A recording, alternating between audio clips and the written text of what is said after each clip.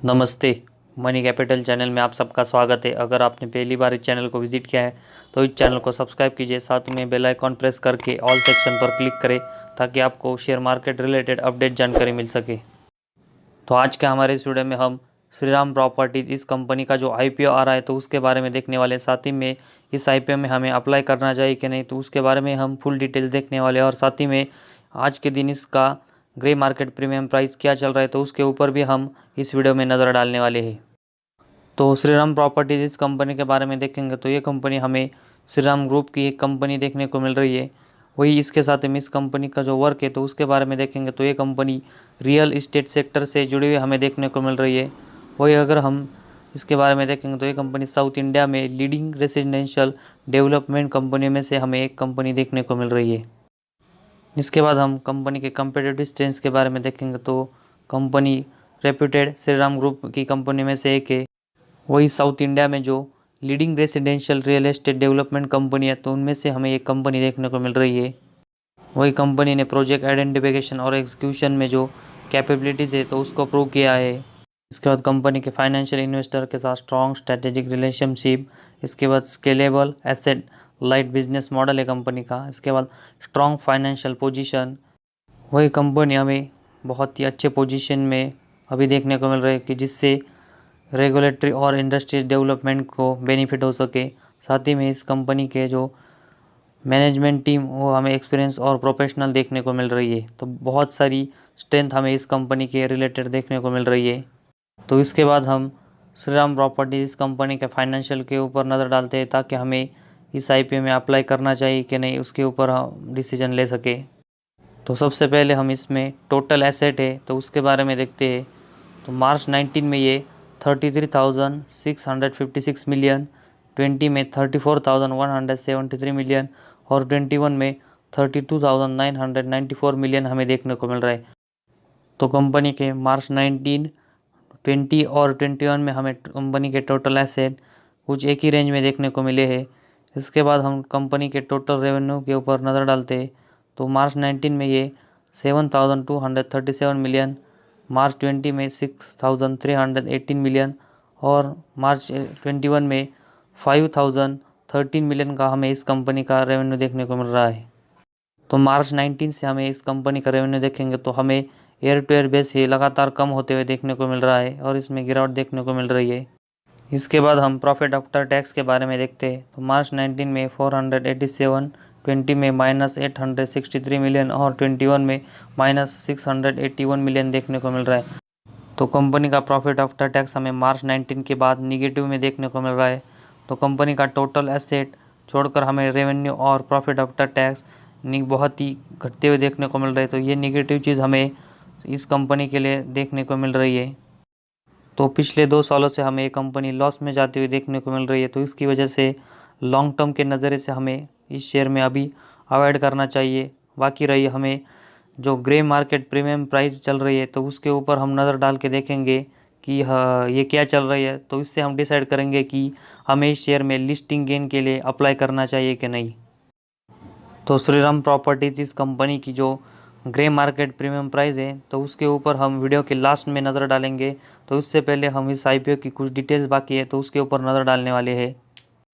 तो श्रीराम प्रॉपर्टीज़ इस आईपीओ की डिटेल्स के बारे में हम देखते हैं। तो इस आईपीओ में हम 8 दिसंबर से लेकर 10 दिसंबर तक इन 3 दिनों तक अप्लाई कर सकते हैं। साथ ही में इसके इशू टाइप पर देखेंगे तो ये बुक बिल्ड इशू आईपीओ है। इसकी फेस वैल्यू देखेंगे तो 10 रुपीज़ पर इक्विटी शेयर है। तो हमें फ्यूचर में स्प्लिट का इससे फ़ायदा होते हुए देखने को मिल सकता है। आईपीओ की प्राइस देखेंगे तो 130 से लेकर 118 रुपीज़ पर इक्विटी शेयर हमें देखने को मिल रही है। मार्केट लॉट के बारे में देखेंगे तो 125 शेयर्स। तो इस शेयर में हम मिनिमम ऑर्डर क्वांटिटी 125 शेयर के लिए अप्लाई कर सकते हैं। इसकी लिस्टिंग हमें बीएससी एनएससी दोनों जगह होते हुए देखने को मिलने वाली है। इशू साइज़ देखेंगे तो इस आईपीओ की हमें 600 करोड़ की देखने को मिल रही है। इसमें फ्रेश इशू 250 करोड़ का और ऑफर फॉर सेल 350 करोड़ का हमें देखने को मिल रहा है। इसके बाद हम श्रीराम प्रॉपर्टीज़ आईपीओ का जो टेंटेटिव टाइम टेबल है तो उसके बारे में देखते हैं। तो जैसा कि हमने देखा कि इस आईपीओ में हम 8 दिसंबर से लेकर 10 दिसंबर तक अप्लाई कर सकते हैं। इसके बाद हम अलॉटमेंट डेट मतलब जिनको भी ये आईपीओ अलॉट हुआ है तो उनको 15 दिसंबर के दिन पता चलेगा।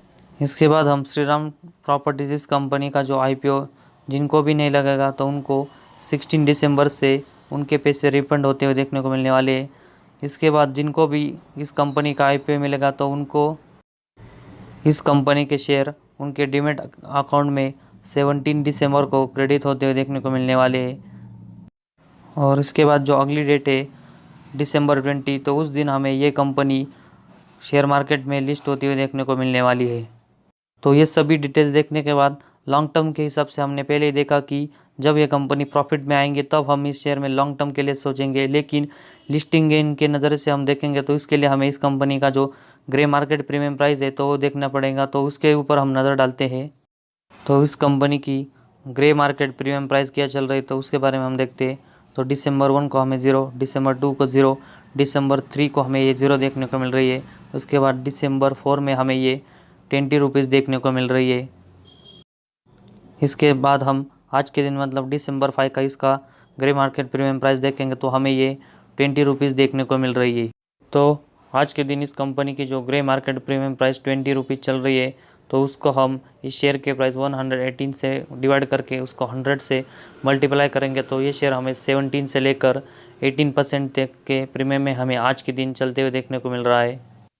तो इस कंपनी की जो grey market premium price 20 rupees चल रही है तो ये प्राइस हमें शेयर मार्केट के मूड के हिसाब से ऊपर या फिर शेयर मार्केट कभी नीचे जाता है तो उसके हिसाब से हमें ये ग्रे मार्केट प्रीमियम प्राइस 0 भी हो सकती है या फिर 20 के ऊपर भी जाते हुए देखने को मिल सकती है।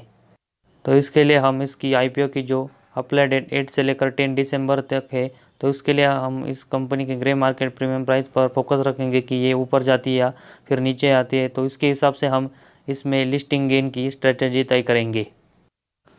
तो इस कंपनी की अगर हम लॉन्ग टर्म के बारे में देखेंगे तो जब ये कंपनी प्रॉफिट में आएगी तब हम इसमें लॉन्ग टर्म के लिए सोचेंगे, लेकिन फ़िलहाल हम लिस्टिंग गेन के नज़रिए से देखेंगे तो अगर इस कंपनी की ग्रे मार्केट प्रीमियम प्राइस हमें 20 के ऊपर जाते हुए देखने को मिलती है तो हम इसमें लिस्टिंग गेन के लिए देखेंगे, लेकिन अगर ये ग्रे मार्केट प्रीमियम प्राइस अगर 20 से नीचे जाती है तो हम इसमें ये शेयर जब लिस्टिंग होगा तो उसके बाद हम इस शेयर को बाय कर सकते हैं। तो आज के वीडियो में हमने पूरी स्ट्रेटजी देख ली, लेकिन हम अपनी आगे की स्ट्रेटजी इस कंपनी की जो अप्लाई करने की डेट 8 से लेकर 10 दिसंबर तक है तो उसमें हम देखेंगे कि इसकी ग्रे मार्केट प्रीमियम प्राइस क्या चल रही है। तो उसके बाद हम अपनी अगली स्ट्रेटजी प्लान कर सकेंगे। तो आज के हमारे इस वीडियो में बस इतना ही। अगर आपको हमारा वीडियो पसंद आया तो इस चैनल को ज़रूर सब्सक्राइब कीजिए।